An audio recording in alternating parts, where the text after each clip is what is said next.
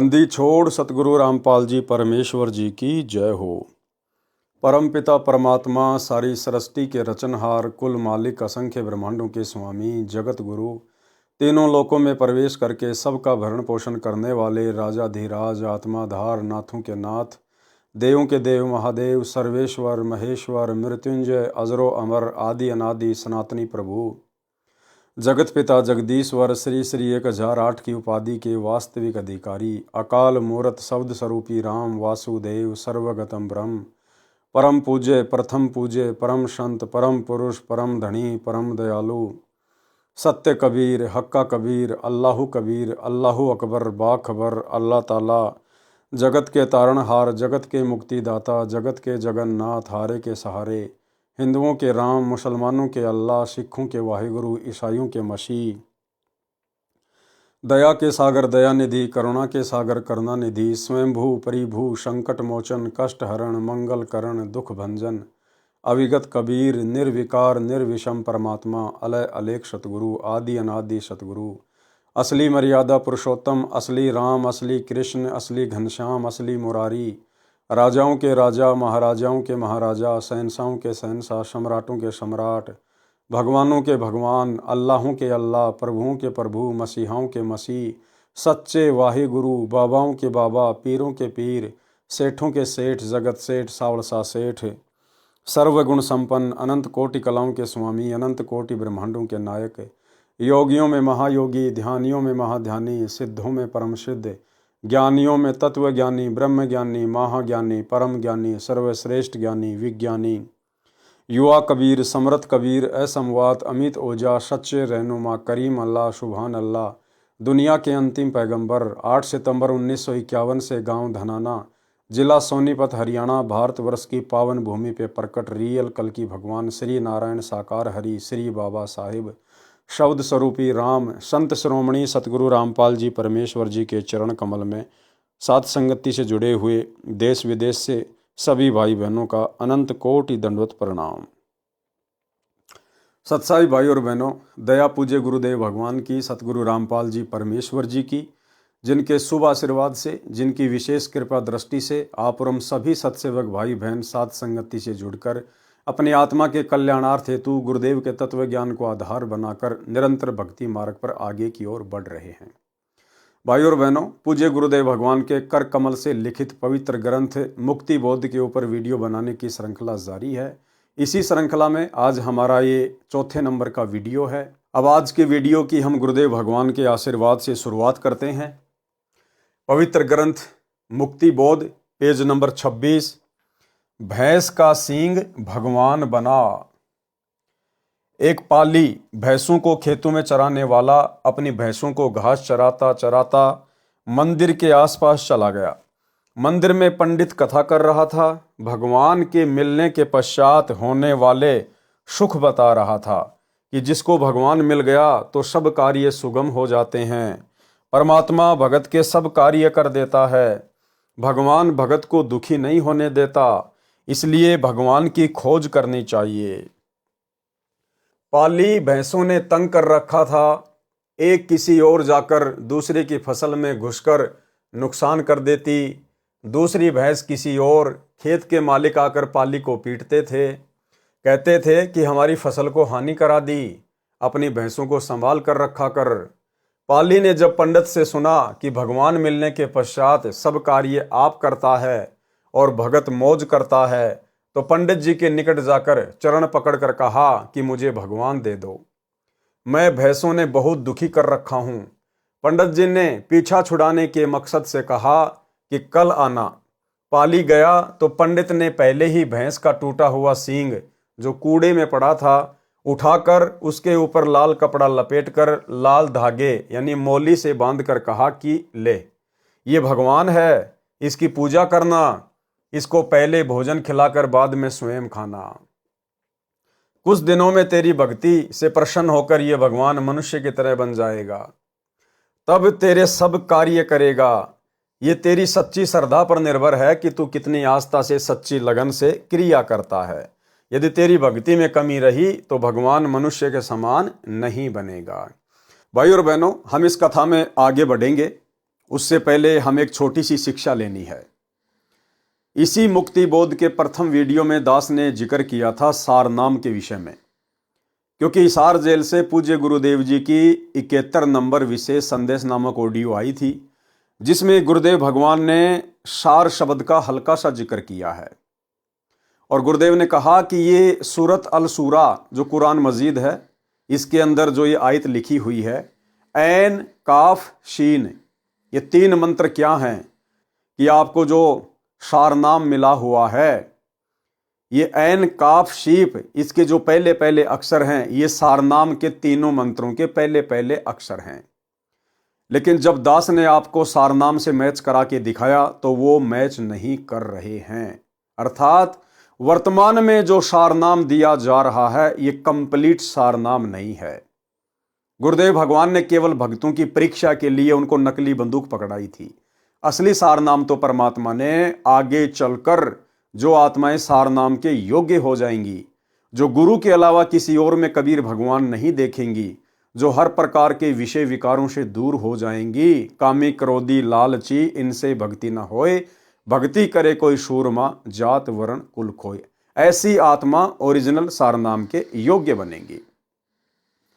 तो दास ने आप लोगों को ऐन काफ शीन, उसके शुरू के जो शब्द हैं वो सारनाम से मैच करके दिखा दिए हैं, और लास्ट का जो कैफ है वो सारनाम के तीसरे मंत्र से मैच नहीं करता है।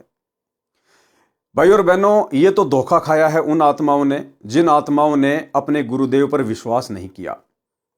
और 2014 बरवाला कांड के बाद गुरुदेव भगवान तो बैठे हिसार जेल में, और लोगों ने अपनी नादानी और मूर्खता के चलते इन फर्जी सतलोक आश्रमों में जाकर सारनाम ले लिया। ये आत्माएं तो धोखा खा चुकी हैं, ये आत्माएं अपने गुरुदेव भगवान पर अविश्वास प्रकट कर चुकी हैं। ठीक है, जो आत्माएं ज्ञान को आधार बनाकर साध संगति से जुड़ चुकी हैं और उस फर्जी सारनाम का जाप करना छोड़ दिया है, जो सारनाम 2014 बरवाला कांड के बाद उनको मिला था, उनको तो परमात्मा संभालेगा। और जितने भी भगत भाई बहन हैं जिन्होंने 2014 से पहले और गुरुदेव भगवान से सारनाम लिया है, वही मंत्र जो गुरुदेव ने पहले दिए थे 2014 बरवाला कांड से पहले, तो दास ने कहा था कि ऐसी आत्माओं को बिल्कुल भी शंका नहीं करनी है। वो ऐन काफ शीफ, ये जो मंत्र हैं, ये जो शब्द हैं, इनके प्रथम शब्द भले सारनाम से मैच खाते हैं या नहीं खाते हैं, ये 2014 से पहले जिन जिन भाई बहनों को सतगुरु रामपाल जी परमेश्वर जी से वही मंत्र सारनाम के रूप में मिल चुके हैं, उनको कोई किसी प्रकार की शंका नहीं करनी है। ये उनकी भी परीक्षा होगी। यदि आप जी गुरुदेव के बताए अनुसार उन मंत्रों का जाप करते रहेंगे सारनाम समझकर, जो विधि आपको गुरुदेव भगवान ने बताई है, यदि आप श्रद्धा और लगन के साथ जाप करेंगे तो आपके लिए वो ओरिजिनल सारनाम ही है। बाकी आगे चलकर परमात्मा आपको क्या देंगे क्या नहीं देंगे वो बाद की बात है, लेकिन आपने पूरी श्रद्धा और लगन के साथ उसे सारनाम ही समझकर जाप करना है। जिन जिन भाई बहनों को 2014 बरवाला कांड से पहले गुरुदेव के द्वारा जो सारनाम मिला है, क्योंकि भाई और बहनों, विश्वास श्रद्धा की ही ये परीक्षा है। और अब आगे आप जी इस कथा में यही पढ़ेंगे कि किस प्रकार से उस भैंस के चरवाहे ने, उस पाड़ी ने अपने गुरुजी पर, उस पंडित पर विश्वास कर लिया, जिस पंडित ने एक टूटा हुआ सींग जो किसी जानवर का था, भैंस का, उसके ऊपर लाल कपड़ा बांध के और एक मोड़ी बांधकर उस पाड़ी को दे दिया कि ये भगवान है और मैं जैसा कहूं तो वैसी ही क्रिया करना, कुछ ही दिनों में ये भगवान युवा मनुष्य बन जाएगा। उस पाली ने विश्वास और श्रद्धा के साथ वैसा ही किया और आगे चलकर मजबूरन भगवान को प्रकट होना पड़ा। पाली उस भैंस के सींग को ले गया, उसके सामने भोजन रखकर कहा कि खाओ भगवान। भैंस का सींग कैसे भोजन खाता? पाली ने भी भोजन नहीं खाया। इस प्रकार 3-4 दिन बीत गए। पाली ने कहा कि मर जाऊंगा परंतु आपसे पहले भोजन नहीं खाऊंगा। मेरी भक्ति में कमी रह गई तो आप मनुष्य नहीं बनोगे। मैं भैंसों ने बहुत दुखी कर रखा हूं। परमात्मा तो जानी जान है, जानते थे कि ये भोला भगत मृत्यु के निकट है। उस पाखंडी ने तो अपना पीछा छुड़ा लिया, मैं कैसे छुड़ाऊं? चौथे दिन पाली के सामने उसी भैंस के सींग का जवान मनुष्य बन गया। पाली ने बाहों में भर लिया और कहने लगा कि भोजन खा, फिर मैं खाऊंगा। भगवान ने ऐसा ही किया, फिर अपने हाथों पाली को भोजन डालकर दिया। पाली ने भोजन खाया। भगवान ने कहा कि मेरे को किस लिए लाया है? पाली बोला कि भैंस चराने के लिए। चल, भैंसों को खेत में खोल, ये लाठी ले, अब सारा कार्य आपने करना है, मैं मौज करूंगा। परमात्मा ने लाठी थामी और सब भैंसों की अपने आप रस्सी खुल गई और खेतों की ओर चल पड़ी। कोई भैंस किसी ओर जाने लगे तो लाठी वाला उसी ओर खड़ा दिखाई देता। भैंस घास के मैदान में ही घास चरने लगी। दूसरों की खेती में कोई नुकसान नहीं हो रहा था। पाली की खुशी का कोई ठिकाना नहीं था। वह अपने गुरुजी पंडित जी का धन्यवाद करने मंदिर में गया। पंडित डर गया कि ये झगड़ा करेगा, कहेगा कि अच्छा मूर्ख बनाया, परंतु बात विपरीत हुई।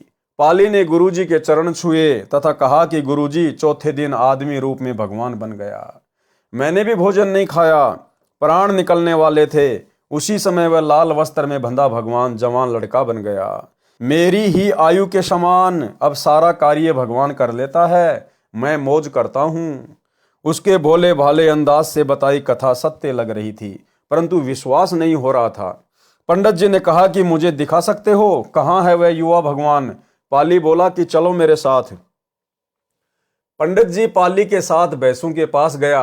पूछा कि कहाँ है भगवान? पाली बोला कि क्या दिखाई नहीं देता? देखो वह खड़ा, लाठी ठोडी के नीचे लगाए। पंडित जी को तो केवल लाठी लाठी ही दिखाई दे रही थी, क्योंकि उसके कर्म लाठी खाने के ही थे। पाली से कहा कि मुझे लाठी लाठी ही दिखाई दे रही है, कभी इधर जा रही है, कभी उधर जा रही है। तब पाली ने कहा कि भगवान इधर आओ। भगवान निकट आकर बोला, क्या आज्ञा है? पंडित जी को आवाज तो सुनी, लाठी भी दिखी, परंतु भगवान नहीं दिखे। पाली बोला, आप मेरे गुरुजी को दिखाई नहीं दे रहे हो, इन्हें भी दर्शन दो। भगवान ने कहा, ये पाखंडी है, ये केवल कथा कथा सुनाता है, स्वयं को विश्वास नहीं, इसको दर्शन कैसे हो सकते हैं? पंडित जी ये वाणी सुनकर लाठी के साथ पृथ्वी पर गिरकर क्षमा याचना करने लगा। भगवान ने कहा, ये बोला बालक मर जाता तो तेरा क्या हाल होता? मैंने इसकी रक्षा की। पाली के विशेष आग्रह से पंडित जी को भी विष्णु रूप में दर्शन दिए, क्योंकि वह श्री विष्णु जी का भगत था। फिर अंतर ध्यान हो गए। प्रिय पाठकों से निवेदन है कि इस कथा का भावार्थ यह न समझना कि पाली की तरह हठ योग करने से परमात्मा मिल जाता है। यदि कुछ देर दर्शन भी दे गए और कुछ जटिल कार्य भी कर दिए, इससे जन्म मरण का दीर्घ रोग तो समाप्त नहीं हुआ। वह तो पूर्ण गुरु से दीक्षा लेकर मर्यादा में रहकर आजीवन साधना करने से ही समाप्त होगा। पाली तथा पंडित पिछले जन्म में परमात्मा के परम भगत थे। पाली और पंडित क्या थे? पिछले जन्म में परमात्मा के परम भगत थे। अब भाई और बहनों, इस प्रकार की अद्भुत घटनाएं, अद्भुत लीलाएं ऐसी ऐसी आत्माओं के साथ भी घटित हो जाती हैं जो वर्तमान में भक्ति भी नहीं करते, उन्होंने कोई गुरु भी धारण नहीं कर रखा। ऐसा क्यों? क्योंकि ये पिछले जन्म जन्मांतरों की भक्ति से परमात्मा अपनी आत्माओं के साथ, करोड़ों में से किसी एक आध के साथ इस प्रकार की लीला को जन्म देते हैं। ये सबके साथ नहीं होता है। परमात्मा कहते हैं, पिछले जन्म से होत है पूर्ण हंस मुराद।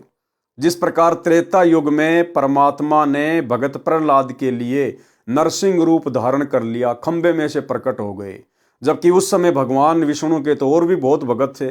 बहुत सारे लोग भगवान विष्णु का नाम जाप किया करते थे, लेकिन प्रहलाद भगत के पिछले जन्म जन्मांतरों के भक्ति कर्म, भक्ति धन शेष था। कभी इसी कलयुग की पिछली पीढ़ी में सतगुरु रामपाल जी का भगत था, लेकिन मर्यादा में रहा नहीं, किसी भी कारण से वो पार नहीं हो पाया। मीराबाई के जहर को परमात्मा ने अमृत में बदल दिया। ये मीराबाई के पिछले जन्म जन्मांतरों की भक्ति के प्रतिफल में था। जबकि आज वर्तमान में ना जाने कितने लोग जहर पीते हैं, कितनी माता बहनों को जहर पिलाया जाता होगा। उनकी भगवान रक्षा क्यों नहीं करता? क्योंकि उनके पिछले जन्म जन्मांतरों की भक्ति शेष नहीं है। परमात्मा ने द्रौपदी की साड़ी बढ़ाई, उसको नंगा होने से बचाया, जबकि आजकल भी माता बहनों के साथ में बलात्कार होते हैं, भगवान को भी पुकारती हैं। भगवान क्यों नहीं आता? क्योंकि उनके पास उनके पिछले भक्ति कर्म, भक्ति धन शेष नहीं है। परंतु अपनी गलती से मुक्त नहीं हो पाए थे। यानी पाली तथा पंडित पिछले जन्म में परमात्मा के परम भगत थे, परंतु अपनी गलती से मुक्त नहीं हो पाए थे। उनको अब की बार पार करना है। देखो क्या कह रहे हैं गुरुदेव भगवान कि उस पंडित जी को और उस पाली को अब की बार पार करना है। अब की बार कब? इसी समय, इसी कलयुग की बिचली पीढ़ी में। और पार कौन करेगा? स्वयं परमात्मा पार करेगा। सतगुरु रामपाल जी परमेश्वर पार करेंगे। इसका मतलब उस समय वो लीला किसने की थी? भैंस के सींग से कौन प्रकट हुए थे? स्वयं यही कबीर परमात्मा सतगुरु रामपाल जी भगवान। गोता मारूं स्वर्ग में, जा बैठूं पाताल, और गरीब दास ढूंढता फिरूं अपने हीरे मोती लाल। उनको अब की बार पार करना है। उस कारण से ये सब कारण बनाए थे।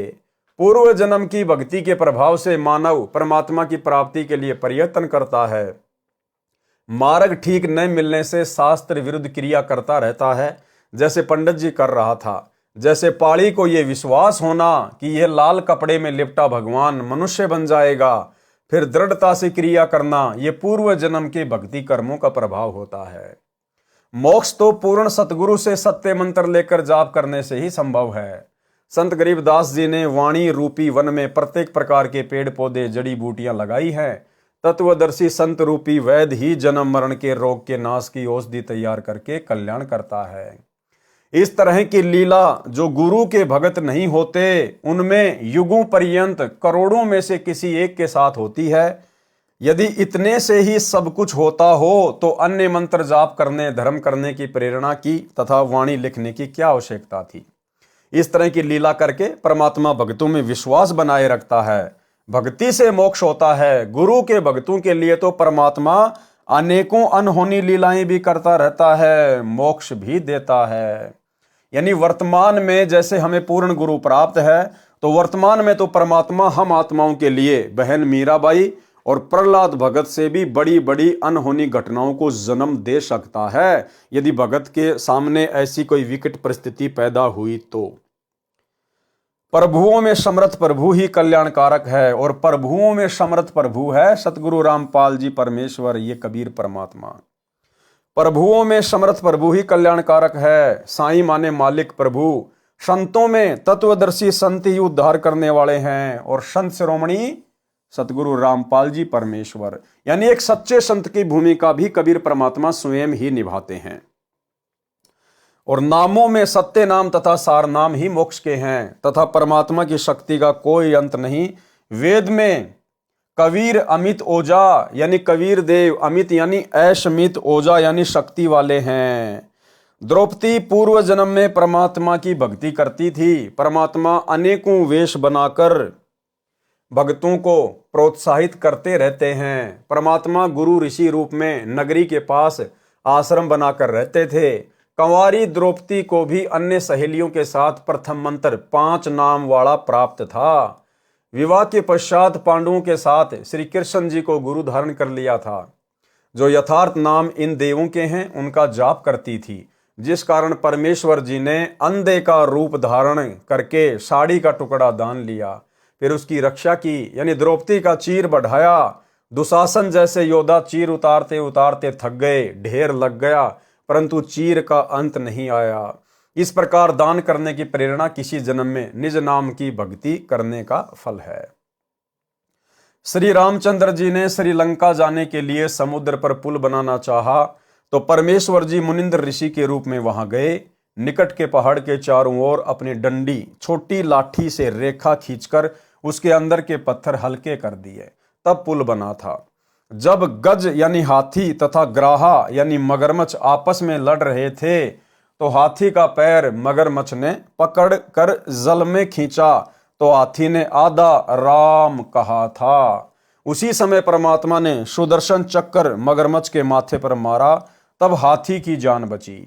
इस वाणी में यह बताना चाहा है कि परमात्मा का नाम ऐसे भाव से जपें जैसे हाथी को अपनी जान की भीख भगवान से मांगने के लिए सुमरण किया था, तो परमात्मा ने उसकी विपत्ति टाली।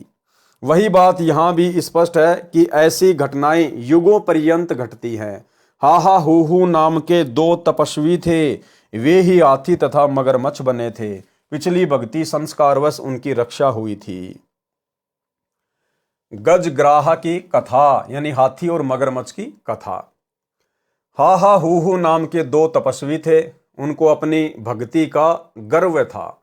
एक दूसरे से अधिक सिद्धि शक्ति वाला कहते थे। यानी भाई और बहनों, आप और हमने शिक्षा लेनी है कि हमें चाहे कोई भी नाम प्राप्त हो जाए, चाहे सार नाम मिल जाए, चाहे सार शब्द मिल जाए, चाहे हम 24 घंटे गुरुदेव भगवान के साथ में रहें, उनकी सेवा में रहें, लेकिन साधक को कभी भी अपनी सेवा और भक्ति के ऊपर घमंड नहीं होना चाहिए। इस बात की कोई अकड़ नहीं होनी चाहिए कि मेरे को तो सार शब्द प्राप्त है, मेरे को तो सार नाम मिला हुआ है। यदि कोई भगत भी आपकी प्रशंसा करे कि रे वो भगत जी को सार शब्द मिला हुआ है, वो भगत जी गुरु जी की विशेष सेवा में रहता है, तो इस प्रकार की बातें सुन के भगत के अंदर अहंकार नहीं आना चाहिए कि मेरी बड़ाई की जा रही है। भक्ति मार्ग में सबसे बड़ी हानि हो जाएगी, सबसे बड़ी हानि। ज्यों ज्यों हमारी भक्ति आगे बढ़े, ज्यों ज्यों हमें परमात्मा ज्यादा से ज्यादा सेवा दें, त्यों त्यों हमारे अंदर उतनी ही आधीनी आनी चाहिए, दास भाव आना चाहिए। तब तो हम सही चल रहे हैं। और अगर थोड़ी सी भी मान बढ़ाई आ गई तो भाई और बहनों, हमारा सत्यानाश होना शुरू हो जाएगा। इस कथा में आगे चलकर हमें यही शिक्षा मिलेगी। हा हा हू नाम के दो तपस्वी थे। उनको अपनी भक्ति का गर्व था। एक दूसरे से अधिक सिद्धि शक्ति वाला कहते थे। अपनी अपनी शक्ति के विषय में जानने के लिए ब्रह्मा जी के पास गए। ब्रह्मा जी से पूछा कि हमारे में से अधिक सिद्धि शक्ति वाला कौन है। ब्रह्मा जी ने कहा कि आप श्री विष्णु जी के पास जाओ, वे बता सकते हैं। ब्रह्मा जी को डर था कि एक को कम शक्ति वाला बताया तो दूसरा नाराज होकर श्राप ना दे दे। हा हा हू ने श्री विष्णु जी के पास जाकर यही जानना चाहा तो उत्तर मिला कि आप शिव जी के पास जाएं, वे तपस्वी हैं, ठीक ठीक बता सकते हैं। शिव जी ने उन दोनों को पृथ्वी पर मतंग ऋषि के पास जाकर अपना समाधान कराने की राय दी। यानी तीनों भगवानों ने उस आफत को टाल दिया। तीनों भगवानों को पता था कि ये तपस्वी हैं, इनके अंदर सिद्धियां हैं, और यदि मैंने किसी एक को बड़ा और किसी एक को छोटा बता दिया तो मैं फालतू में चक्कर में फंस जाऊंगा, ये मुझे श्राप दे देंगे, मेरी भक्ति का नाश हो जाएगा। ठीक इसी प्रकार भाई और बहनों, आज सतगुरु रामपाल जी परमेश्वर जी की शरण में आने के बाद हमें सीधा सीधा भक्ति का मार्ग मिल गया है। अब हम भगत भाई बहनों ने किसी भी सांसारिक प्रपंच में लोगों के बीच में ठेकेदार नहीं बनना चाहिए। जो जैसा करेगा समय आने पे अपना भुगतेगा, उसका परिणाम उसके सामने। हमने बीच में सरपंच नहीं बनना चाहिए, हमने केवल अपनी भक्ति पर ध्यान देना चाहिए। मतंग ऋषि वर्षों से तपस्या कर रहे थे, अवधूत बनकर रहते थे। अवधूत उसे कहते हैं जिसने शरीर के ऊपर एक वस्त्र लंगोट के अतिरिक्त कुछ न पहन रखा हो। मतंग ऋषि शरीर से बहुत मोटे यानी डील डोल थे। जब हाहा हूहू मतंग ऋषि के आश्रम के निकट गए तो उनके मोटे शरीर को देखकर हाहा ने विचार किया कि ऋषि तो हाथी जैसा है। हूहू ने विचार किया कि ऋषि तो मगरमच्छ के जैसा है। दूसरी शिक्षा देखो, ये जो शरीर है ये परमात्मा की रचना है, और परमात्मा की रचना में वो चाहे काला है, चाहे गोरा है, चाहे लूला है, चाहे लंगड़ा है, वो कैसा भी है, दुबला पतला मोटा, इस परमात्मा की रचना में हमने जरा भी मीन मेख या मजाक नहीं करना चाहिए। भगवान ने जिसको जैसा शरीर दिया है, घर परिवार दिया है, बाल बच्चे दिए हैं, संपत्ति दी है, ये उसके पिछले जन्मों की भक्ति और उसके संस्कार के आधार से दी है। इसलिए किसी के ऊपर भी हंसी मजाक झाड़ना परमात्मा के प्रति हंसी मजाक झाड़ने में आता है, जिसकी सजा आगे चल के इन दोनों ने पाई। हूहू ने विचार किया कि ऋषि तो मगरमच्छ जैसा है। मतंग ऋषि के निकट जाकर प्रणाम करके अपना उद्देश्य बताया कि कृपया आप बताएं कि हम दोनों में से किसकी आध्यात्मिक शक्ति अधिक है। ऋषि ने कहा कि आपके मन में जो विचार आया है आप उसी की योनि धारण करो और अपना फैसला स्वयं कर लें। उसी समय उन दोनों का शरीर छूट गया, यानी मृत्यु हो गई। हाहा को हाथी का जन्म मिला तथा हूहू को मगरमच्छ का जन्म मिला। जब दोनों जवान हो गए तो एक दिन हाथी दरिया पर पानी पीने गया तो उसका पैर मगरमच्छ ने पकड़ लिया। सारा दिन खींचातान बनी रही। कभी हाथी मगरमच्छ को पानी से कुछ बाहर ले आए, कभी मगरमच्छ हाथी को पानी में खींच ले जाए। शाम को मगरमच्छ पैर छोड़ देता अगले दिन हाथी उसी स्थान पर जाकर अपना पैर मगरमच्छ को पकड़ाकर शक्ति परीक्षण करता था।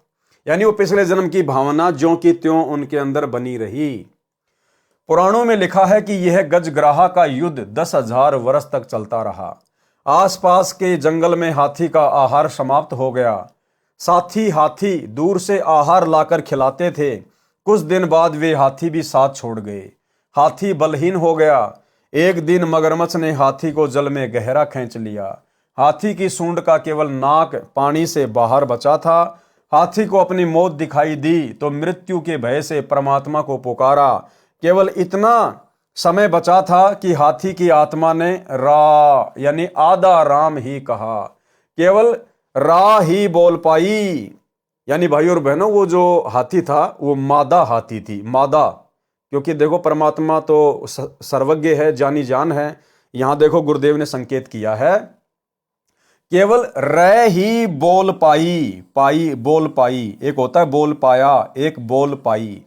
तो वो जो हाथी था वो मादा हाथी था। उसी क्षण परमात्मा ने सुदर्शन चक्र मगरमच्छ के सिर में मारा। मगरमच्छ का मुख खुल गया। हाथी बाहर पटरी पर खड़ा हो गया। परमात्मा प्रकट हुए। हाथी से कहा कि तुम स्वर्ग चलो। तुमने मुझे सच्चे मन से याद किया है, मेरा नाम बड़ी तड़प से लिया है।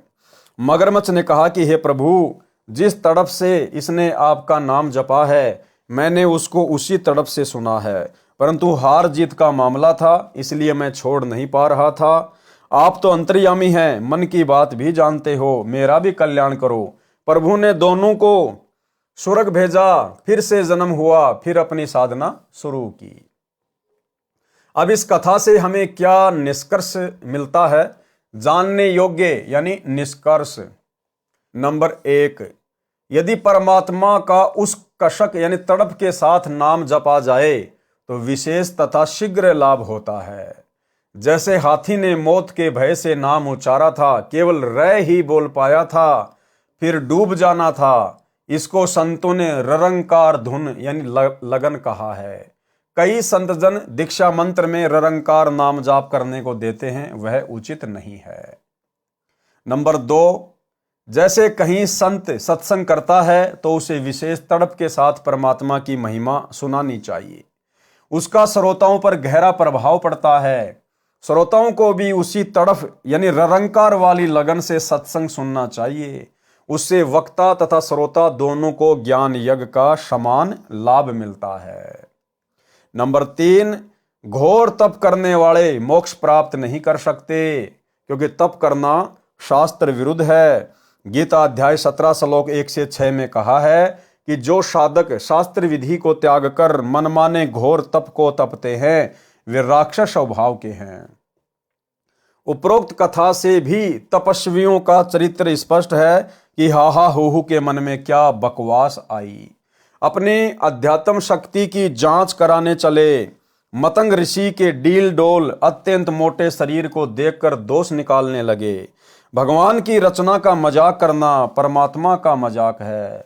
मतंग तपस्वी ने भी विवेक से काम ना लेकर स्वभाव ही बरता।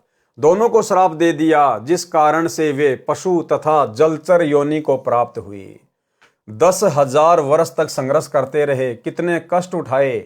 यदि मतंग ऋषि उनको समझाते कि साधको शक्ति तो परमात्मा में है, शेष हम तो उनके मजदूर हैं। जितनी मजदूरी साधना करते हैं उतनी दिहाड़ी यानी भक्ति शक्ति सिद्धि परमात्मा दे देते हैं। साधकों को अपनी शक्ति का अभिमान नहीं करना चाहिए, अपनी साधना आजीवन करनी चाहिए। इस प्रकार समझाने से वे भगत अवश्य अपना मूर्ख उद्देश्य त्याग कर कष्ट से बच जाते, परंतु ये बुद्धि न गुरु में न चेलों में, फिर तो यही ड्रामा चलेगा। नंबर 4, तपस्या से क्या क्या लाभ होता है, आओ जाने। गरीब तप से राज मदमानम जन्म तीसरे शुकर शवानम। भावार्थ, तप से राज्य की प्राप्ति होती है यानी राजा बनता है। फिर राजा में अहंकार अधिक होता है, अहंकार के कारण अनेकों पाप कर डालता है। फिर अगले जन्म में शुकर यानी सुअर तथा श्वान यानी कुत्ता बनता है। पहला मनुष्य जीवन शास्त्र विरुद्ध साधना तप करके नष्ट किया, दूसरा जीवन राज करके खो दिया। शास्त्रों में प्रमाण है, तपेश्वरी सो राजेश्वरी, राजेश्वरी सो नरकेश्वरी। यानी जो जितना ज्यादा तप करेगा वो उतना ही ज्यादा राज्य प्राप्त करेगा। तपेश्वरी सो राजेश्वरी। और जो जितना राज्य करेगा तो पाप भी उतने ज्यादा करेगा, फिर उसको नरक में भी उतने ही दिन रहना पड़ता है, उतने ही लंबा समय काटना पड़ता है, वो नरकेश्वरी होता है। भावार्थ, जितना अधिक समय तक तप करेगा वह तपेश्वर यानी तपस्वियों में श्रेष्ठ माना जाता है, उतना ही अधिक समय तक राज्य करेगा। राजेश्वरी का अर्थ है राजाओं में श्रेष्ठ, यानी लंबे समय तक तथा विशाल साम्राज्य पर राज्य करेगा। जो जितने अधिक समय तक तथा विशाल क्षेत्र पर राज्य करेगा वह उतने अधिक पाप का भागी होगा। जिससे नरक का समय भी अधिक होगा उसको नरकेश्वरी कहा है कि वह नरक को अन्य से अधिक समय तक भोगेगा। फिर कभी मानव जन्म मिलेगा, कोई परम संत तत्वदर्शी संत मिले या ना मिले, क्योंकि मुक्ति तो भाई और बहनों पूर्ण परमात्मा की शरण में आने से ही संभव है। पूर्ण परमात्मा ही सतगुरु रूप में आते हैं, तत्वदर्शी संत के रूप में आते हैं। फिर कभी मानव जन्म मिलेगा, कोई परम संत तत्वदर्शी संत मिले या ना मिले। यदि तत्वदर्शी संत नहीं मिला तो फिर वही प्रक्रिया, तप करो, राज करके नरक में गिरो। गरीब ये हरहट का कुआ लोई, या गढ़ बंध्या है सब कोई। कीड़ी कुंजर और अवतारा, अरहट डोर बंधे कई बारा। भावार्थ, पुराने समय में सिंचाई के लिए एक कुआं खोदा जाता था। उससे पानी निकालने के लिए एक पहिए जैसा बड़ा चक्कर लोहे का बनाया जाता था, जो लकड़ी के सहारे कुएं के ऊपर मध्य में रखा जाता था, जिसको चाक कहते हैं। उसके ऊपर लंबी चैन की तरह बाल्टियां लगाई जाती थी। कुएं से कुछ दूरी पर कोलू जैसा यंत्र लगाकर बैलों के द्वारा चलाया जाता था। बाल्टियां जो चैन पर लगी होती थी वे बैल द्वारा घुमाने से खाली नीचे कुएं में चली जाती थी, पानी से भरकर ऊपर आती थी, ऊपर एक नाले में खाली होकर फिर नीचे कुएं में भरने के लिए चली जाती थी। ये क्रम सारा दिन और महीनों चलता रहता था। इसका उदाहरण देकर संत गरीबदास जी ने समझाया है कि जब तक तत्वदर्शी संत सतगुरु सच्चा गुरु नहीं मिलता तब तक जीव स्वर्ग नरक पृथ्वी पर ऐसे चक्कर काटता रहता है, जैसे रहट की बाल्टियां नीचे कुएं से जल भरकर लाती हैं, ऊपर नाले में खाली होकर पुनः कुएं में चली जाती है। उसी प्रकार जीव पृथ्वी पर पाप पुण्य से भरकर ऊपर स्वर्ग नरक में अपने कर्म सुख दुख भोगकर खाली होकर पृथ्वी पर जन्मता मरता रहता है। इस जन्म मरण के रहट वाले चक्कर में चींटी कुंजर और अवतारगण यानी श्री राम, श्री कृष्ण, श्री विष्णु, श्री ब्रह्मा तथा श्री शिव जी आदि आदि भी चक्कर काट रहे हैं। इसी के गढ़ बंधे हैं, यानी कर्मों के रस्से से बंधकर इस चक्कर में गिरे हैं। और भाई और बहनों, सौभाग्य देखो, आज आप और हमारा वो समय आ गया है कि हम इस रहट के चक्कर से बाहर निकलने की पोजीशन में खड़े हैं। आज हम कलयुग की बिचली पीढ़ी में खड़े हैं। आज हमें पूर्ण सतगुरु प्राप्त है, पूर्ण तत्वदर्शी संत प्राप्त है। स्वयं कबीर भगवान हमें सतगुरुदेव रामपाल जी परमेश्वर जी के रूप में प्राप्त हैं। आज हम अपनी बाल्टी को इस रहट से अलग कर सकते हैं। आज हम जन्म मरण के चक्कर से सदा सदा अपना पीछा छुड़वा सकते हैं। जो सिद्ध करना था वह यह है कि पाड़ी यानी चरवाहा तो मनुष्य था, उसको परमात्मा मिलना और सुख देना पूर्व जन्म के संस्कार से ही था, तथा सच्ची लगन का परिणाम भी, परंतु मोक्ष नहीं, क्योंकि उस पंडित के पास में कोई सच्ची भक्ति नहीं थी, वो कोई सच्चा गुरु नहीं था। वो तो केवल उस पाली के पिछले भक्ति संस्कार से परमात्मा ने उसके लगन और विश्वास को देखकर प्रकट होना पड़ा। और इस प्रकार की घटनाओं के माध्यम से परमात्मा काफी लंबे समय तक भगत समाज में विश्वास को बनाए रखते हैं, लोगों को भक्ति पर लगाए रखते हैं, परंतु मोक्ष नहीं। इस गजग्राह कथा में दोनों ही पशु थे, फिर भी भगवान ने अनहोनी कर दी। भाई चलो, जो पाड़ी था वो तो इंसान था, इसलिए भगवान प्रकट हो गया, लेकिन ये मगरमच्छ और हाथी ये तो जानवर थे, उनके लिए भी परमात्मा ने विष्णु का रूप बना के प्रकट होना पड़ा। फिर भी भगवान ने अनहोनी कर दी, परंतु पूर्व जन्म का संस्कार ही प्राप्त हुआ। संत गरीबदास जी ने समझाना चाहा है कि जो गुरु बनकर जनता को भ्रमित करते हैं वे पूर्व जन्म के पुण्यकर्मी प्राणी हैं और वर्तमान में जीवन व्यर्थ कर रहे हैं। उनसे तो सामान्य व्यक्ति जो पूर्व जन्म का पुण्यकर्मी है और वर्तमान में विशेष पाप नहीं कर रहा है, तो यदि उस पर कोई आपत्ति आती है तो परमात्मा उसके बचे हुए पुण्यों के आधार से चमत्कार कर देता है। परंतु नकली गुरु पद पर विराजमान व्यक्ति अपने पुण्यों तथा भक्ति शक्ति को दुआ यानी आशीर्वाद तथा बद्दुआ यानी श्राप देकर नष्ट कर देता है। इस कारण से पंडित गए नरक में भक्ति से खाली हाथ, भाग्य से मिले जीव को परम संत का साथ, जो साथ आज आप और हमें मिल चुका है। बिन सतगुरु पावे नहीं खालक खोज विचार, 84 जग जात है चिन्हत नाही सार। भावार्थ, नकली गुरु यानी ब्राह्मण नरक में जाते हैं भक्ति कर्म शास्त्र के विरुद्ध होने से भक्ति की शक्ति प्राप्त न करके खाली हाथ चले गए। पूर्व जन्म में शुभ कर्मों के संयोग बिना परम संत यानी तत्वदर्शी संत नहीं मिलता। पिछले जन्म से होते है पूर्ण हंस मुराद। परमात्मा कहते हैं साधु सेती मस्करी चोरा नाल खुशाल, मल अखाड़ा जीतेंगे युगन युगन के माल। ये कबीर परमात्मा सच्चे सतगुरु के रूप में, तत्वदर्शी संत के रूप में केवल उन्हीं आत्माओं को मिलता है जिनके पूर्व जन्म के भयंकर भक्ति कर्म होते हैं। और सतगुरु के बिना खालिक यानी परमात्मा का विचार यानी यथार्थ ज्ञान नहीं मिलता, जिस कारण से संसार के व्यक्ति 84 लाख प्रकार के प्राणियों के शरीरों को प्राप्त करते हैं, क्योंकि वे सारनाम मूल ज्ञान तत्व ज्ञान को नहीं पहचानते। वाणी नंबर 26 का भावार्थ है कि परमात्मा में पूर्ण विश्वास करके क्रिया करने से लाभ होता है, औपचारिकता से नहीं। इसी प्रकार द्रौपदी पूर्व जन्म में परमात्मा की परम भगत थी, फिर वर्तमान जन्म में एक अंधे साधु को साड़ी फाड़कर लंगोट यानी कोपीन के लिए कपड़ा दिया था। अंधे साधु के वेश में स्वयं कबीर परमेश्वर ही लीला कर रहे थे। यानी भाई और बहनों, सारी लीला ये कबीर भगवान ही करता है। उस पाली के पास भी यही सतगुरुदेव भगवान आए, द्रौपदी के पास भी यही परमात्मा गए। यही परमेश्वर है जो हर समय यहाँ पर लीलाएं करते रहते हैं। खाली खेले खलक में 6 ऋतु 12 मास। जिस कारण से जिस समय दुशासन ने द्रौपदी को सभा में नंगा करने की कोशिश की, तो द्रौपदी ने देखा कि न तो मेरे 5 पति 5 पांडव जो भीम जैसे महाबली थे, ना तो वो सहायता कर रहे हैं, न भीष्म पितामह द्रोणाचार्य तथा दानी कर्ण ही सहायता कर रहे हैं। सबके सब किसी न किसी बंधन के कारण विवश है। तब निर्बंध परमात्मा को अपनी रक्षार्थ हृदय से हाथी की तरह तड़फ कर पुकार की। उसी समय परमेश्वर जी ने द्रौपदी का चीर अनंत कर दिया। दुशासन जैसे योद्धा जिसमें 10,000 हाथियों की शक्ति थी, थककर चूर हो गया, चीर का ढेर लग गया, परंतु द्रौपदी निर्वस्त्र नहीं हुई। परमात्मा ने द्रौपदी की लाज रखी। पांडवों के गुरु श्री कृष्ण जी थे, जिस कारण से उनका नाम चीर बढ़ाने की लीला में जुड़ा है।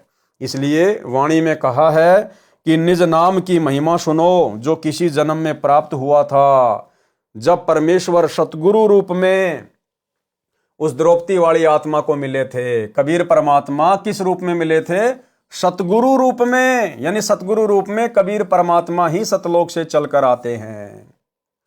उनको वास्तविक मंत्र जाप करने को दिया था, उसकी भक्ति की शक्ति शेष थी, उस कारण द्रौपदी की इज्जत रही थी। कबीर कमाई आपनी कभू न निष्फल जाए, 7 समुद्र आड़े पड़ो मिले अगाऊ आए। भावार्थ, कबीर परमेश्वर जी ने कहा है कि अपनी भक्ति की मजदूरी यानी कमाई कभी व्यर्थ नहीं जाती, चाहे कितनी बाधाएं आ जाएं वह अवश्य मिलती है। इसी के आधार से द्रौपदी का चीर बढ़ा महिमा हुई।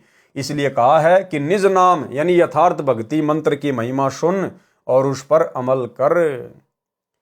एक वैश्या गणिका थी, उसको जीवन में पहली बार सत्संग सुनने का अवसर मिला।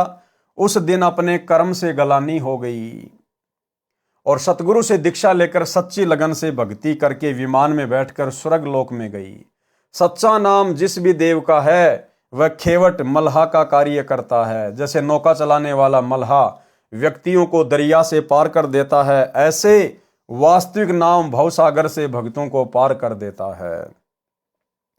वाणी नंबर 30।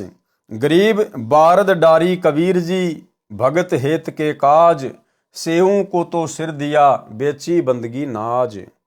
सरलार्थ, संत गरीबदास जी ने परमेश्वर कबीर जी का उदाहरण देकर हम भक्तों को समझाया है कि जैसे कबीर भगत के साथ काशी के पंडितों तथा मुल्ला काजियों ने ईर्ष्या के कारण झूठी चिट्ठियां डाली थी कि कबीर जी भोजन भंडारा करेंगे, प्रत्येक भोजन के पश्चात एक मोहर तथा एक दोहर दक्षिणा में देंगे।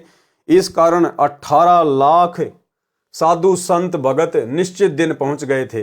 कबीर जी जुलाहे का कार्य करते थे, जो मेहनताना मिलता था उससे अपने परिवार के खर्च का रखकर शेष को भोजन भंडारा करके धर्म में लगा देते थे। शिक्षा है भाई और बहनों, आज हमने इन शिक्षाओं पर पूरी तरह से अमल करना पड़ेगा यदि मोक्ष प्राप्त करना है तो।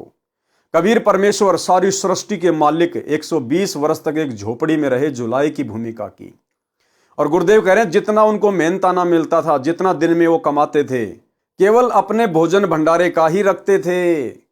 उससे ज्यादा यदि होता था तो उसको भंडारे में लगा दिया करते थे, सेवा में लगा दिया करते थे। और जब उनके ऊपर विशेष आपत्ति आई, एक लीला की परमात्मा ने, जब विशेष आपत्ति आई उनके नाम से, दिल्ली के बादशाह सिकंदर लोदी के धार्मिक गुरु शेख तकी ने, जो कि कबीर परमात्मा से ईर्ष्या रखता था, उसने देश भर में चिट्ठियां डलवा दी कि कबीर भंडारा करेगा। और जब परमेश्वर के ऊपर विशेष आपत्ति आई एक भगत के रोल में, जो आप और हमें शिक्षा देना चाहते थे, एक उदाहरण पेश करना चाहते थे, तो जिनके घर में शाम का पता नहीं कि आटा है या नहीं, और जिसके घर पर 18 लाख लोग आ जाएं खाने के लिए, तो उस समय फिर परमेश्वर ने वो लीला करके दिखाई जो आज आप और हम सबके समक्ष है। यानी भगवान पर हमें इतना विश्वास होना चाहिए। तो हम भगत भाई बहनों को परमात्मा गुरुदेव भगवान एक शिक्षा दे रहे हैं कि आप चाहे कितने बड़े अधिकारी हैं, आप कितने बड़े बिजनेसमैन हैं, पहली बात तो इस भक्ति मार्ग को समझने के बाद अगर अपनी आत्मा का कल्याण करवाना है तो आपने सीधे सीधे तरीके से, नॉर्मल तरीके से रहना है। आपने ज़्यादा कमाई की आवश्यकता नहीं है, ज़्यादा धन संचय करने की आवश्यकता नहीं है, अगर भगवान पर विश्वास है तो। इसलिए परमेश्वर कहते हैं कि अपने काम को सीमित करो, जितनी आवश्यकता है उतना ही काम फैलाओ, ज़्यादा समय परमात्मा की महिमा, भक्ति और सेवा में लगाओ। अगर ज़्यादा लंबा चौड़ा कारोबार फैला हुआ है, धीरे धीरे उसको समेटना शुरू कर दीजिए।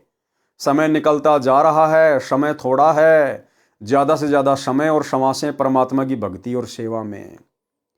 और परमेश्वर हमें शिक्षा दे रहे हैं कि भगत को पैसा जमा करके नहीं रखना चाहिए, ये सोचकर कि आपत्ति में काम आएगा, आने वाले समय में काम आएगा। नहीं, आने वाले समय में यदि आपके पास में भक्ति धन है तो आपका सांसारिक धन काम आएगा।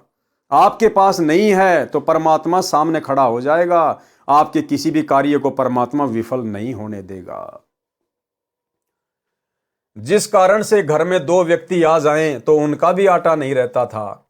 उस दिन 18 लाख मेहमान उपस्थित थे, तो परमेश्वर कबीर जी अन्य रूप के 100 बंजारे का धारण करके 9 लाख बैलों की पीठ पर बोडी यानी गधों के बोरे जैसा थैला धरकर उनमें पका पकाया भोजन भरकर सतलोक से लेकर आए। और 3 दिन का भोजन भंडारा चिट्ठी में लिखा था, तो 3 दिन ही 18 लाख व्यक्तियों को भोजन कराया, तथा प्रत्येक खाने के पश्चात एक सोने की मोहर तथा एक दोहर दी गई, जो हरिद्वार से गरीबदास वाले पंथियों ने सदग्रंथ छपाया है। उसमें वाणी इस प्रकार है, गरीब बारद डुरी कबीर के भक्ति हेत के काज। यथार्थ वाणी ऊपर लिखी है, फिर भी हमने भावार्थ समझना है।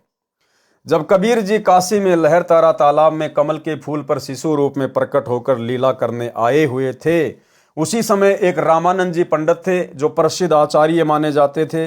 उनको कबीर परमेश्वर जी ने अपने सतलोक के दर्शन कराए, अपना परिचय कराया, फिर वापस शरीर में लाकर छोड़ा। उसके पश्चात स्वामी रामानंद जी ने कहा, दोहूं ठोर है एक तू भया एक से दोय, गरीब दास हम कारणे आए हो मगजोय। कि ये परमात्मा सतलोक में भी आप ही बैठे हो अपने तेजोमय रूप में, और पृथ्वी पर सतगुरु की भूमिका भी आप ही कर रहे हो। दहूं ठोर है एक तू यानी दोनों जगह आप ही हो, और भया एक से दोय, गरीब दास हम कारणे आए हो मगजोए। आप तो हम जीवों के लिए सतलोक से चल कर आए हो गति करके। बोलत रामानंद जी सुनो कबीर करतार, गरीब दास सब रूप में तुम ही बोलनहार।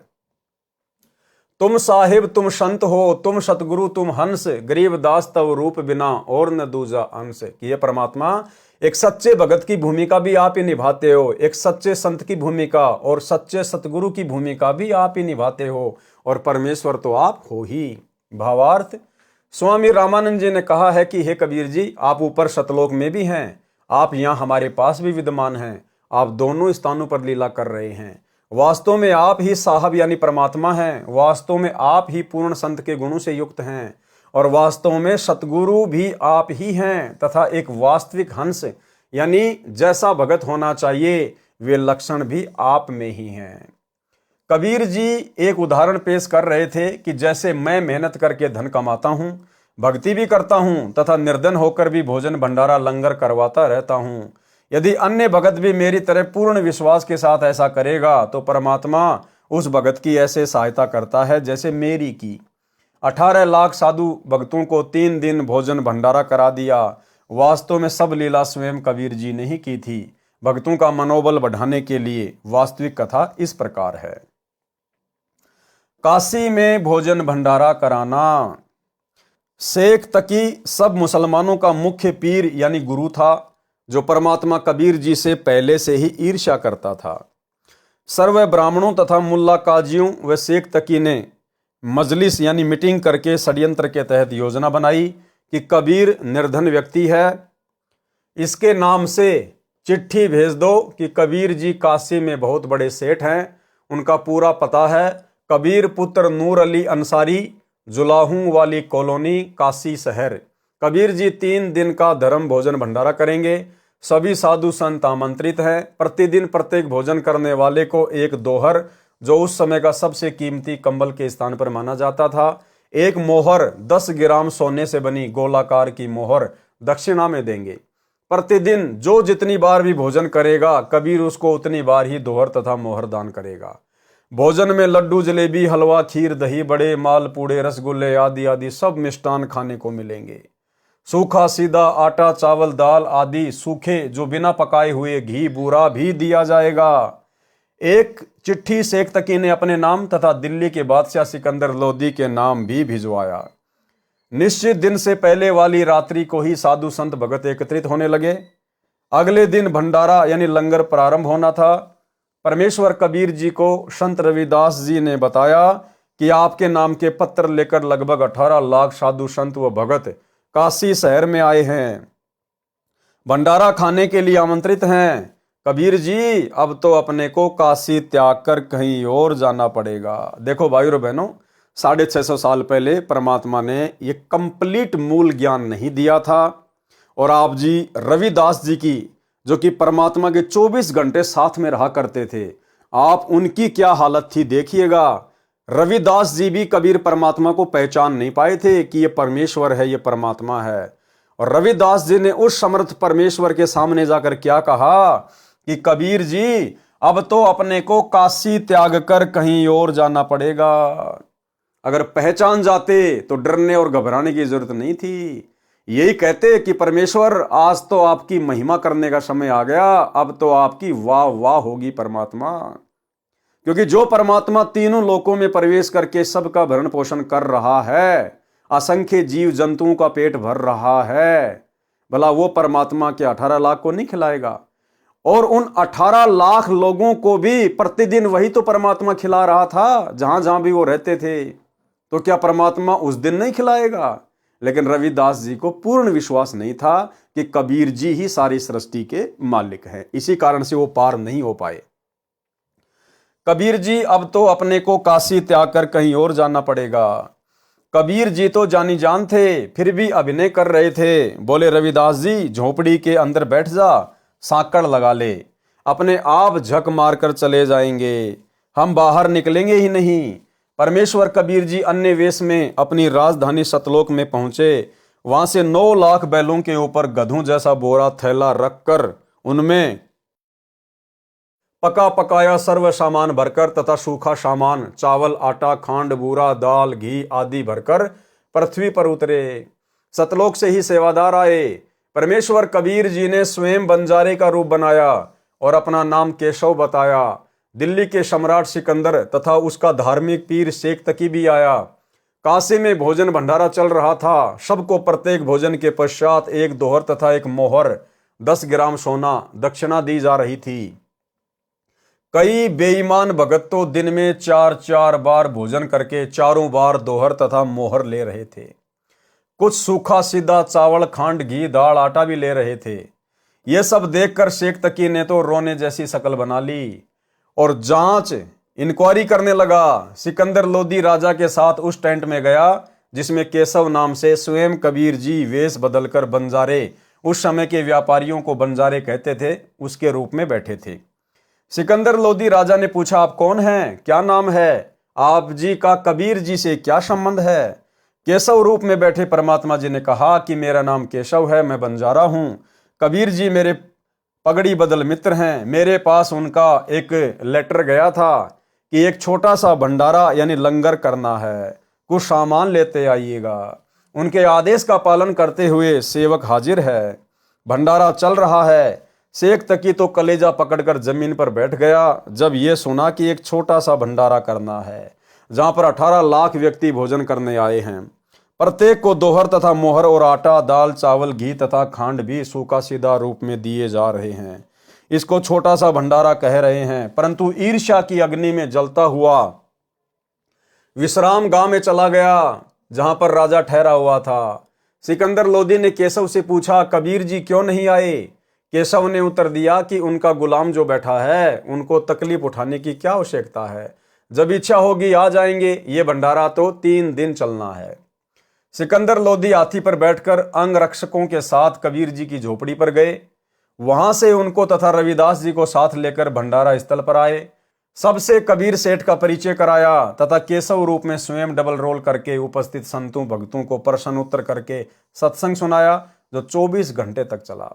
कई लाख संतों ने अपनी गलत भक्ति त्याग कर कबीर जी से दीक्षा ली, अपना कल्याण कराया। भंडारे के समापन के बाद जब बचा हुआ सब सामान तथा टेंट बैलों पर लादकर चलने लगे, उस समय सिकंदर लोदी राजा तथा शेख तकी, केशव तथा कबीर जी एक स्थान पर खड़े थे। सब बैल तथा साथ लाए सेवक जो बंजारों की वेशभूषा में थे गंगा पार करके चले गए। कुछ ही देर के बाद सिकंदर लोदी राजा ने केशव से कहा, आप जाइए, आपके बैल तथा साथी जा रहे हैं। जिस ओर बैल तथा बंजारे गए थे उधर राजा ने देखा तो कोई भी नहीं था। आश्चर्यचकित होकर राजा ने पूछा, कबीर जी वे बैल तथा बंजारे इतनी शीघ्र कहां चले गए? उसी समय देखते देखते केशव भी परमेश्वर कबीर जी के शरीर में समा गए। अकेले कबीर जी खड़े थे। सब माजरा रहस्य समझकर सिकंदर लोदी राजा ने कहा कि कबीर जी ये सब लीला आपकी ही थी, आप स्वयं परमात्मा हो। शेख तकी के तो तन मन में ईर्ष्या की आग लग गई। कहने लगा, ऐसे ऐसे भंडारे हम शो कर दें, ये क्या भंडारा किया है, महोत्सा सा किया है। महोत्सा उस अनुष्ठान को कहते हैं जो किसी गुरु के द्वारा किसी बूढ़े की गति करने के लिए थोपा जाता है। उसके लिए सब घटिया सामान लगाया जाता है।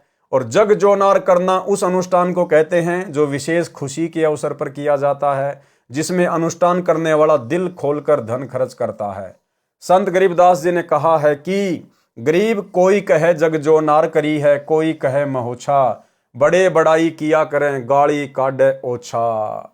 यानी उस भंडारे में जो साधु संत महात्मा आए थे, बढ़िया बढ़िया मनमोहक भोजन खा रहे थे, सोने की दोहर और मोहर ले रहे थे, सूखा आटा, दाल, चावल, चीनी ले रहे थे, वो तो जय जयकार कर रहे थे, जय हो कबीर सेठ की, जय हो कबीर सेठ की, जग जोनार कर दी, जग जोनार कर दी। और जो ईर्ष्या में जल भुन रहे थे शेख तकी जैसे, उन्होंने कहा ये तो महोत्सा सा किया है, महोत्सा सा। सारांश, कबीर जी ने भक्तों को उदाहरण दिया है कि यदि आप मेरी तरह सच्चे मन से भक्ति करोगे तथा ईमानदारी से निर्वाह करोगे तो परमात्मा आपकी ऐसे सहायता करता है। भगत ही वास्तव में सेठ अर्थात धनवंता है। भगत के पास दोनों धन है, संसार में जो चाहिए वह भी धन भगत के पास होता है तथा सत्य साधना रूपी धन भी भगत के पास होता है। और भाई और बहनों, आप और हमें तो सबसे बड़ा धन मिल गया, सेठों का सेठ मिल गया, खजांची मिल गया, कैशियर मिल गया, सांसारिक धन का भी और आध्यात्मिक धन का भी। एक अन्य करिश्मा जो उस भंडारे में हुआ, क्या चमत्कार हुआ। वह जिम्मनवार लंगर 3 दिन तक चला था। दिन में प्रत्येक व्यक्ति कम से कम 2 बार भोजन खाता था, कुछ तो 3-4 बार भी खाते थे, क्योंकि प्रत्येक भोजन के पश्चात दक्षिणा में एक मोहर 10 ग्राम सोना और एक दोहर कीमती सूती सोल दिया जा रहा था। इस लालच में बार बार भोजन खाते थे। 3 दिन तक 18 लाख व्यक्ति शौच तथा पेशाब करके काशी के चारों ओर ढेर लगा देते। सोचो भाई और बहनों, 18 लाख लोग 3 दिन तक और छिक छिक के खा रहे थे, छिक छिक के पी रहे थे। अब 18 लाख लोग कहाँ तो पेशाब करने जाते, कहाँ लेटरिन करते, और यदि वो लोग लेटरिन करते तो 3 दिन में वहां पर ढेर लगा देते गंदगी का। एक भी व्यक्ति ना तो 3 दिन में पेशाब करने गया और ना ही फ्रेश होने के लिए गया। 3 दिन तक 18 लाख व्यक्ति शौच तथा पेशाब करके काशी के चारों ओर ढेर लगा देते, काशी को सड़ा देते। काशी निवासियों तथा उन 18 लाख अतिथियों तथा 1 लाख सेवादार जो सतलोक से आए थे, उस गंध का ढेर लग जाता। श्वास लेना दूभर हो जाता, परंतु ऐसा महसूस भी नहीं हुआ। सब दिन में 2-3 बार भोजन खा रहे थे, परंतु शौच एक बार भी नहीं जा रहे थे। फरोश होने कोई नहीं जा रहा था, ना पेशाब कर रहे थे। इतना स्वादिष्ट भोजन था कि पेट भर भर कर खा रहे थे। पहले से दुगना भोजन खा रहे थे, हजम भी हो रहा था। किसी रोगी तथा वृद्ध को कोई परेशानी नहीं हो रही थी। उन सब को मध्य के दिन चिंता हुई कि न तो पेट भारी है, भूख भी ठीक लग रही है, कहीं रोगी ना हो जाएं। सतलोक से आए सेवकों को समस्या बताई तो उन्होंने कहा कि ये भोजन ऐसी जड़ी बूटियां डालकर बनाया है जिनसे ये शरीर में ही समा जाएगा। हम तो प्रतिदिन यही भोजन अपने लंगर में बनाते हैं, यही खाते हैं। हम कभी सोच नहीं जाते तथा न पेशाब करते। आप निश्चिंत रहो। फिर भी विचार कर रहे थे कि खाना खाया है, परंतु कुछ तो मल निकलना चाहिए। उनको लेटरिन जाने का दबाव हुआ। सब शहर से बाहर चल पड़े। टट्टी के लिए एकांत स्थान खोजकर बैठे तो गुदा से वायु निकली। पेट हल्का हो गया तथा वायु से सुगंध निकली जैसे केवड़े का पानी छिड़का हो। ये सब देखकर सबको सेवादारों की बात पर विश्वास हुआ। तब उनका डर समाप्त हुआ, परंतु फिर भी सबकी आंखों पर अज्ञान की पट्टी बंधी थी। परमेश्वर कबीर जी को परमेश्वर नहीं स्वीकारा। और भाइयों और बहनों, आज भी वो स्थिति है। ये तो दया हुई गुरुदेव भगवान की चंद साध संगति से जुड़ी हुई आत्माओं के ऊपर, जिन्होंने गुरु रूप में आए हुए अपने परमेश्वर को, अपने कबीर भगवान को पहचान लिया। इसके अलावा सतलोक आश्रमों से जुड़े हुए उन सभी भाई बहनों की, गुरुदेव के परिवार वालों की, कोऑर्डिनेटरों की, आश्रम संचालकों की आज भी वही दशा है जो दशा 650 साल पहले थी। ड्रामे आप इनसे कितने करवा लो, लेकिन ज्ञान आधार बिल्कुल भी नहीं है। ये लोग आज भी अपने गुरुदेव को परमात्मा के रूप में स्वीकार नहीं कर पाए हैं। पुराणों में भी प्रकरण आता है कि अयोध्या के राजा ऋषभ देव जी राज त्याग कर जंगलों में साधना करते थे। उनका भोजन स्वर्ग से आता था। उनके मल पाखाने से सुगंध निकलती थी। आसपास के क्षेत्र के व्यक्ति इसको देखकर आश्चर्यचकित होते थे। इसी तरह सतलोक का आहार करने से केवल सुगंध निकलती है, मल नहीं।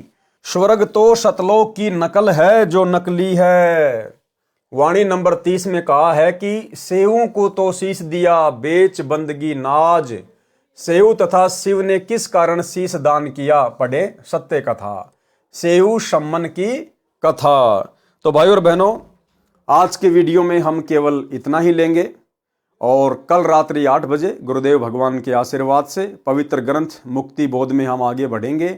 सेव सम्मन की कथा से हम शुरू करेंगे। तब तक गुरुदेव भगवान हम सबको आज्ञा दें, इजाजत दें, आशीर्वाद दें। बंदी छोड़ सतगुरु रामपाल जी भगवान की जय हो।